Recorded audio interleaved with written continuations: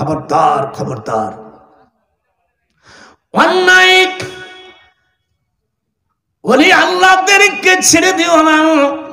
আল্লাহ বলেন হাদিসে কুরসিতে, ওয়ামান আদালি ওয়ালিয়ান, বলো, ওয়ামান আদালি ওয়ালিয়ান ফাকাদ আযানতুহু বিল হার। 5058 5068 নম্বর হাদিস, বুখারী শরীফের জেলদে সানি 5050 58 55 68 দুই রকম রায়াতের মধ্যে রয়েছে ওয়ামান আদালি ওয়ালিয়ান ফাকাদ আযানতুহু বিল হার। যারা আমার ওলিদের সঙ্গে পীর ওলি আল্লাহদের সাথে বিরোধিতা করবে, হক্কানি পীর ওলি আল্লাহ, ভণ্ড যারা নামাজ পড়ে না, কলকে টানে, আর যারা গাজা টানে, এরা পীর না, এরা পীর নামের কলঙ্ক। হাত উঠান যখন আল্লাহু আকবার। আমার পীর সাহেব হুরহুরা আবু জাফর। এরপরে আমি প্রথম আল্লামা রুহুল আমিন সাহেবের কাছে আমি বায়াত গ্রহণ করি। আমি তখন ক্লাস 7-এর ছাত্র, ভালো করে 97 বছর বয়স বুড়ো। এরপরে মরহুম নিসারউদ্দিন সাহেব বাংলাদেশে যত আলিয়া মাদ্রাসা, খারিজি মাদ্রাসা আছে, সুন্নাতের দিক দিয়া 1 নম্বর আমল হলো সরসিনা মাদ্রাসার। হাত উঠা। ওই মাদ্রাসায় কোনো ফাড়া জামার কোনো খাওয়া নাই। ফাড়া জামা কাপড়বি মাদ্রাসা থেকে বেরোয় দেবে, গোল জামা গোল টুপি, যেরকম গোল জামা গোল টুপি, হাত উঠা, গোল জামা গোল টুপি, কোনো ভাড়া ভুড়ো হবে না, কোনো সুক্কা মুক্কা হবে না। আমাকে সেদিনকে একদিন বলছে, হুজুর এই এটা বিদাত ওটা বিদাত। আমি বলো তোমরা তো জীবনে শিখছো মিলাদ পড়া বিদাত, আর কিছু বিদাত নাই। আমরা মৌলবী তুই যে আযান দিয়া তুই যে ইমামতি করে টাকা নিস, এটাও বেদাত। রাসূলের জামানায় ইমামরা কোনোদিন টাকা নেই। তুই মসজিদে যাইয়া যখন নামাজ শেষ হয় প্রত্যেকে লাইন দিয়ে টাকা নাও, এটা সম্পূর্ণ নাজায়েজ। জায়েজের কোনো পদ্ধতি, কোনো হাদিস দেখাইতে পারলে আমি তোদের ধন্যবাদ দেব। এটাও বেদাত। তোরা বিদাত বিদাত বলিস, মাইকে আজান দিস, এটাও বিদাত। মক্কা শরীফে সেটা আমি আজান দিছে, এর বিরুদ্ধে তুমি বলো না আমরা বিদাত, তাই সেটা জায়েজ করি। আমরা মিলাদ পড়ি, কয় মিলাদ পড়া বিদাত।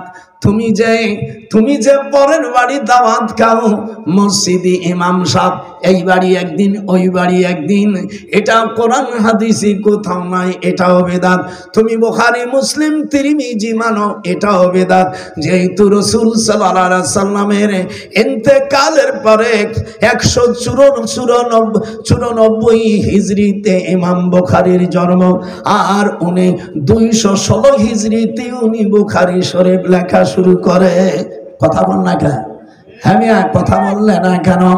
বুখারী কিতাব পড়ো, এটাও বিদাত। মুসলিম, তিরমিজি, নাসাই, আবু দাউদ, ইবনে মাজাহ, কুদুরি, কাফিয়া, শরে তাহজিব, তারপরে যত কিতাব আছে সব বিদাত। তারপরে তুমি জের জবর দিয়ে যে কোরআন শরীফ পড়ো, সুক্কা মৌলবী ওয়াহাবি, একটা দলিল যদি দিতে পারিস 1 কোটি টাকা আমি তোকে দেব। তোর পরের বাড়ি ধান উঠোন আর ভিক্ষা করা লাগবে না। একটা দলিল দে। মিলাদ পড়া বিদাত। এই কয়ে এই মূর্খ মানুষদেরকে যাইয়া বাড়ি বাড়ি কাইটা বিদাত ওটা বিদাত।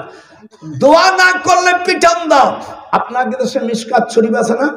লেখ শিগগির 89 পৃষ্ঠা আল ফাসল সালেস আবু দাউদ শরীফের হাদিস। হুজুর নামাজ পড়তেছে, একজন সালাম ফিরানোর পরে দোয়া কালাম না পড়ে নামাজের নিয়ত যখন দেরি করেছে, ফাওয়াসাবা ইলাইহি ওমর, বলেন ফাওয়াসাবা, আপনারা বলেন ভাইজান, ফাওয়াসাবা ইলাইহি ওমর ফাখাযা বিমান কাবাইহি ফাহাজ্জাহু সুম্মা ক্বালা ইজলিস। আবু দাউদ, হুজুর এদিক তাকা। হযরত ওমর সালাম ফিরানোর পরে দোয়া কালাম না পড়ার পরে নামাজে যখন নামাজে দাঁড়াইছে, হযরত ওমর যাইয়া আর ঘাড় ধরেছে। এই হাত উঠো, এরকম হাত উঠো। ফাওয়াসাবা, মুসলমানের বাচ্চা হলে হাত উঠবি। ফাওয়াসাবা ইলাইহি ওমর ফাখাযা বিমান কাবাইহি ফাহাজ্জাহু সুম্মা ক্বালা ইজলিস। এবারত শুনছেন কি কইছে হযরত ওমর? ওই যে লোক নামাজ পড়ার পরে চেয়ারম্যান সাহেব যে নামাজ পড়িয়ে মোনাজাত না করে দোয়া কালাম করে নামাজ ফিরে দাঁড়াইছে, কোথায় জবাব? হযরত ওমরের ওজন 22 মণ।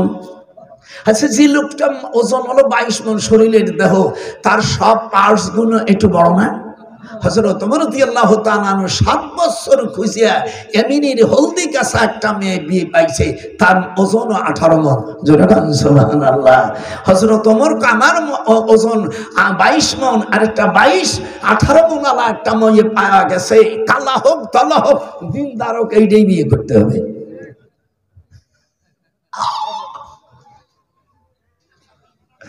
জীবনে ওয়াজ শুনছি আজকে গোপালিয়া বুড়োর ওয়াজ শুনে যা। এদিক তাকা তাকা। ফা খজা, আমার সাথে ঠিক ইবাদত পড়িস না কেন? ফা খজা লেখছিস? শিখে নিলাম। অরিজিনাল মিশকাত আপনাদের দেশে হিন্দুস্তানের মামুল কিতাব, হাদিস নম্বর 1007 নম্বর ইসলামী ফাউন্ডেশন। এই নম্বরে ফাখাযা বিমান কাবাইহি ফাহাজ্জাহু সুম্মা ক্বালা ইজলিস। হযরত ওমর ঘাড় ধরে, এটা এই আমার দিক তাকা, ঘাড় ধরে বলছে, মরণ দিয়ে বলছে, সুম্মা ক্বালা ইজলিস, বয়। ঘাড় ধরে ফাহাজ্জাহু সুম্মা ক্বালা ইজলিস, ঘাড় ধরে বসাইয়া বলল। আল্লাহর হাবিব তখন দাঁড়ায় বলল, পূর্বের জামানার লোকেরা আহলে কিতাবরা ধ্বংস হয়ে গেছে মোনাজাত না করার কারণে। সঙ্গে সঙ্গে কোরআনের আয়াত নাযিল হয়ে গেল, ফাইদা ফারাগতা ফানসাব ওয়া ইলা রাব্বিকা ফারগাব। আল্লাহু আকবার। এটা কোরআন শরীফের আয়াত না? ফাইদা ফারাগতা ফানসাব, নামাজ যখন শেষ হবে প্রভুর কাছে তখন তোমরা দোয়া চাও। আমাদের যে খচ্চর মৌলবীরা, যাকে এটা বেদাত, তুই যে মাদ্রাসা পড়িস মৌলবী, এটাও বেদাত। তুই পরের বাড়ির থেকে এই ধান ভিক্ষা করিস কেন? এটা কোন হাদিসে আছে দেখা? ভিক্ষা করে করে মাদ্রাসা চালাও, রসুলের যুগে এরকম ভিক্ষা করছে কোন হাদিস তুই দেখা? যদি ধরি একবার পারো যাওয়ার কোনো কায়দা নাই। আমি ঠান্ডা মানুষ, গোপালগঞ্জে মানুষ, খুব ঠান্ডা মানুষ, কিন্তু অন্যায় করলে বসান দে। হাদিস কোরআন দিয়ে আমার সামনে সারিয়ে যাবে, চিপ কেটে ফেলাবো। বদমাইশ কোথাকার। তোকে মিলাদ বলতে কিছু নাই। এই মূর্খর বাচ্চা, তিরমিজি শরীফের 203 পৃষ্ঠা লাগছে কিনা? বাবু মাজা, সকলে পড়েন। বাবু মাজা ফি মিলাদুন নবী সাল্লাল্লাহু আলাইহি ওয়াসাল্লাম আকরামু মিন্নি ওয়া আনা আকদামু বিল হাদিস। হুজুর সাল্লাল্লাহু আলাইহি ওয়াসাল্লাম তিরমিজি শরীফের জলদে সানি 203 পৃষ্ঠার মধ্যে হাদিস আছে, মিলাদের একটা অধ্যায় আছে, বাবু মাজা। এটি ছোট ছোট পড়েন। বাবু মাজা ফি মিলাদুন নবী সাল্লাল্লাহু আলাইহি ওয়াসাল্লাম আকবারি মিন্নি ওয়া আনা আকদামু মিনহু ফিল মিলাদ। ক্বালা রাআইতু খাসকাত তায়রাল ফিল আদারা মুহিলান। ক্বালা আবু ঈসা হাযা হাদিসুন হাসান। আল্লাহু আকবার। এক হাত তুলে জোরে করুন আল্লাহু আকবার। মিদাত যারা ফালাফালি করে, মূর্খ শট মৌলবী। এদিকে আমি দারুল উলুম দেওবন্দের ছাত্র, তোরা তো দেওবন্দ, তোর বাপ, তোর দাদা, তোর গোষ্ঠী শুদ্ধ হয়নি। আমি 8 বছর দেওবন্দ মাদ্রাসা পড়েছি। হযরতে এই মাদ্রাসার যিনি প্রতিষ্ঠাতা আবুল কাসেম নানতুবি সাহেব, ইনার পীর হাজী ইমদাদুল্লাহ মহাজের মক্কি, একটু হাত উঁচু করে বলেন। হাজী ইমদাদুল্লাহ মহাজের সব মৌলবীর জলসা বন্ধ। আমার জলসা বন্ধ করলি তোর সেই সময় 40 ঘন্টার মধ্যে থেকে অ্যারেস্ট করে আমার ছাত্র আশিক নজরুলকে বললে, তোর জাত গোষ্ঠী কোন তোর ডিসি এসপি বাজার রক্ষা করতে পারবে না। আমি কে তা তুই জানিস বেটা? আমি ঢাকা বিশ্ববিদ্যালয় আইনের প্রফেসর, আইন তৈরি করি আমরা। দেখছিস আমার বাড়ি কোথায়, এখন বীর মতন কথা বলে, আয় তোর জাত গোষ্ঠী আছে আমার বিরুদ্ধে চল। শালা নিকৃষ্ট জাত, দেশে মিলাদ উঠে দেশে মোনাজাত উঠে দেশে, কথা বলেন না কেন চেয়ারম্যান সাহেব, কথা বলেন, মিলাদ উঠে দেশে, আয় তোর জাত গোষ্ঠী আয়। আশরাফকে বন্ধ করে ডক্টর নজরুলের মতন তোর বাপ দাদার ক্ষমতা নাই, ধরে নিয়ে জেলখানার মধ্যে দিয়ে দেবো। বাবার বাবা তো চেনস নাই। এই শয়তানরা আমার কোরআন শরীফের এডিট করে বলছে কোন কোরআন বানাইছে। আচ্ছা বলেন কোরআন বানানো যায় নাকি? আল্লাহ কোরআনে বলছেন, এই শালা জানোয়ার জারদ সন্তানেরা, তোরা যে আমার বিরুদ্ধে বললি যে ডক্টর নজরুল কোরআন বানাইছে, আল্লাহ নিজেই বলছেন আল্লাহ তাকাওয়ালা আলাইনা বাদাল আকাবিল। আল্লাহ নবীকে বলছে কোরআন শরীফ যারা আপনারা পড়া জানেন, আল্লাহ বলছে হে রাসূল আপনি যদি কোরআন বানাতেন, রচনা করতেন, লা খাসনা মিনহু বিল ইয়ামিন সুম্মা লাকাতানা মিনহুল ওয়াতিন। আল্লাহ বলছে আপনার জিহ্বাটাকে কণ্ঠনালী কাটিয়ে দিতাম। এই শয়তানরা, সারা মূর্খর বাচ্চারা এই 5-6 বছর মুক্তি শেখা এইসব ছাগল পাগল আমার নামে বললো যে উনি কোরআন শরীফ বানাইছে। আমি লন্ডন থেকে আসার পরে, আমি তখন স্বরাষ্ট্রমন্ত্রী আগে সরকারের সময়, আমি টেলিফোন করে দিলাম, দেখতো কে দেখছে তো আসার পরে তো লাগাই দেবেন, ও ধরিয়ে নিয়ে আসবেন স্যার। চেহারাটা দেখলে তোর মনে হয় না আমি জীবনে 62 বছর বুখারী পড়াই আর আমি কোরআন বানাতে গেছি? কত বড় শয়তান! আমার মনে হয় পিতৃহীন সন্তান ছাড়া এরকম কথা বলতে পারে না। আয় তোর যে জাত গোষ্ঠী, তোদের জায়গা, তোদের মাদ্রাসা, তোর বাড়ি যাওয়া। বাবার তো বাবা আছে, তুই চিনিস না? আপনারা আজ থেকে 40 বছর আগে আমার শোনেন নাই? কথা বলেন, হাত ওঠান, শোনেন নাই? তাহলে আমি যদি কোরআন বানাবো তাহলে আমার মানুষ দাওয়াত দেন কেন? শয়তান এগুলো জাত শয়তান, এই ভিক্ষুক, এই ফকিনীর বাচ্চারা। বাবার কাছে তো যাও নাই, বাবার কাছে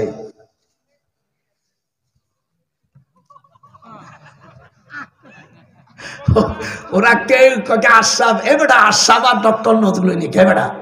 আমি সেক্টর কমান্ডারে পিএস, বলার সাথে সাথে তো রাষ্ট্রদ্রোহী মামলা হয়ে যাবে। এদেশ 11টা সেক্টরের, আমি 9ম সেক্টরের মেজর জলিলের পিএস ছিলাম। আমার কত পাওয়ার তুই জানিস? তোর সাধন, তোর জাত গোষ্ঠী যেদিন এদেশে আছে, এলেম আমার মামার থেকে এই দেশে যত আকাবিরিন মারাও, আল্লামা শামসুল হক সাহেবের চাইতে বড় আকাবিরিন কেউ আছে? আমার মামা, উনি মিলাদ পড়তো, হাত উঠান, জনগণ হাত কাটতো। থানবী সাহেব মিলাদ পড়তো। তারপরে হাজি ইমদাদুল্লাহ মহাজরে মক্কি, দারুল উলুম দেওবন্দ মাদ্রাসা, যারা খারিজি পড়িস, তোর খারিজি মাদ্রাসা দারুল উলুম দেওবন্দ মাদ্রাসার যিনি প্রতিষ্ঠাতা আবুল কাসেম নানুতুই সাহেবের পীর হলো হাজি ইমদাদুল্লাহ মহাজরে মক্কি। একটু জোরে কন, এগুলো তো সে না, জনগণ কে? হাত উঠান, জনগণ কে? হাজি ইমদাদুল্লাহ মহাজরে মক্কি। সব জায়গায় কি বাইরেন্তি চলা যায়? দেখেন বানর ফাজলিম করতে করতে ওই গাছের মধ্যে চলে গেছে মাথা, আর বাহির হতে পারে না। সাবধান করে দিলাম, আমরা তোমারা আমাদের শত্রু না। কওমি মাদ্রাসা আমাদের বন্ধু, আলিয়া মাদ্রাসা আমার বন্ধু। দুই এক বাট পাড় জন্মাইছো, এইগুলো ফাল পাড়ো না, তোমাদের কেউ চেনে না। তোমরা মিলাদ পড়ো, আমরা ফরজ অজব মনে করে না, এটা মুস্তাহসান জিনিস। যখন আল্লাহু আকবার।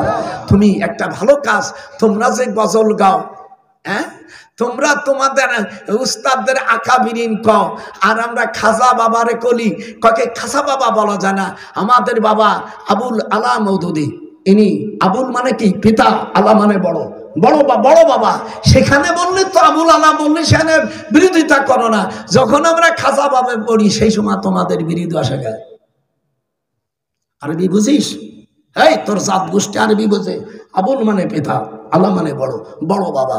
আর আমরা যখন খাসা বাবা কই, তখন তোমার জাত গোষ্ঠীর মাথায় ব্যথা হয় কেন?